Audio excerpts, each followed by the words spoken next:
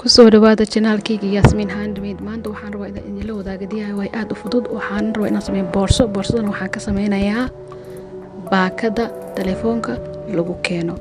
marka waxa u baahan tahay waxa waaye marada arabtid oo adig dooqaaga ah iyo koolo iyo magnet intaas le u baahan tahay, wax kale kaaga baahno. marka waxaan rabaa sida u sameynayo dhan inaad daawatiin kulay waa arkaysiin wax kasta aan qabanayo. marka waxa idin rajeynayaa inaad fahanteen sida u sameynayo. haddii aad wax su'aal qabtidne hoos igu soo qor. waana ku mahadsantiin daawashadiina.